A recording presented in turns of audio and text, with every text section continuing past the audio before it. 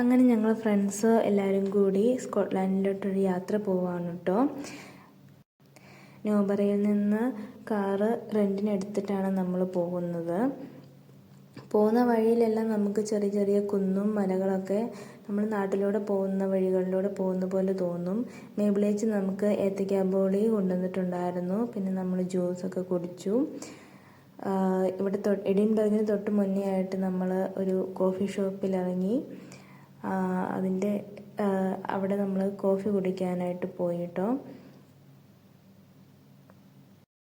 നമ്മളെല്ലാവരും കൂടി ആദ്യമായിട്ടാണ് ഇങ്ങനെയൊരു യാത്ര പോകുന്നത്. നമ്മൾ ടോട്ടൽ 9 പേരാണ് കേട്ടോ ഉള്ളത്.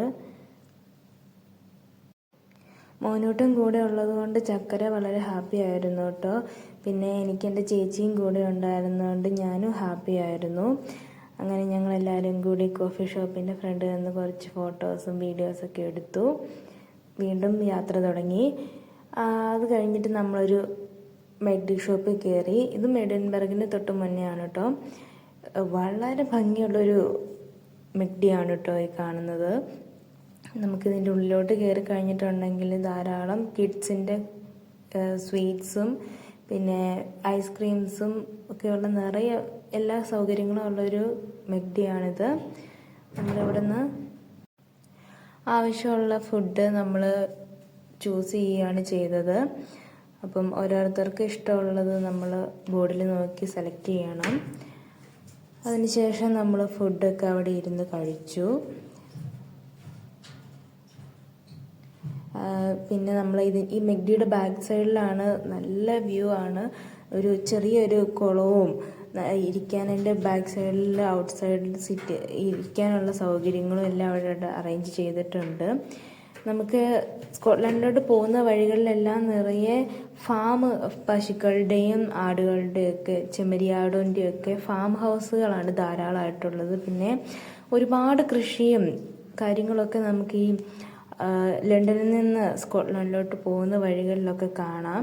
ലണ്ടനിൽ കൂടുതലും നമുക്ക് വലിയ വലിയ കെട്ടിടങ്ങളും അധികം മലകളോ കുന്നുകളോ ഒന്നും ഇങ്ങനെ ഫാമുകളോ ഒന്നും കാണാനില്ല. പക്ഷേ സ്കോട്ട്ലാൻഡിലോട്ട് പോകുന്ന വഴികളിലെല്ലാം നിറയെ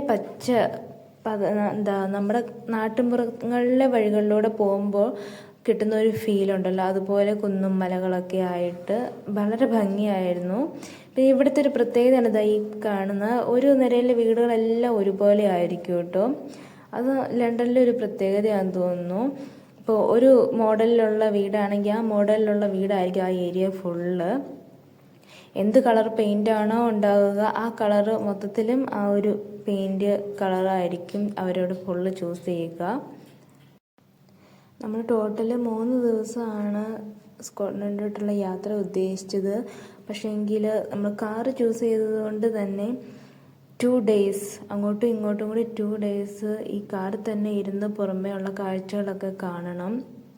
പിന്നെ നമുക്ക് ആകെ ഒരു 1 ഡേയേ ഉള്ളൂ. ആ 1 ഡേ കൊണ്ട് മാക്സിമം അവിടെ കാണാൻ പറ്റുന്ന ഇടങ്ങളിലൊക്കെ കാണണം. അങ്ങനെ നമ്മൾ എഡിൻബർഗ് ടൗണിലെത്തി.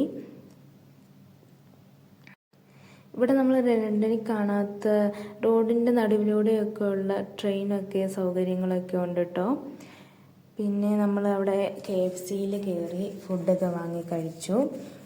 വീണ്ടും നമ്മൾ അതിന് മുന്നേ പുറത്തെ ക്ലാസ്സിൽ കണ്ടൊരു കാഴ്ചയാണ് കേട്ടോ. ഒരു കാല് വയ്യാത്ത ഒരാളെ ഒരു കുട്ടി സഹായിക്കുവാണ്. ആൾക്ക് മരുന്നൊക്കെ വെച്ച് കൊടുത്ത് നല്ലൊരു കുട്ടി കേട്ടോ. അങ്ങനെ നമ്മൾ രാത്രി ഒരു 1 മണിയോടെ നമ്മളുടെ വീട്ടിലെത്തി.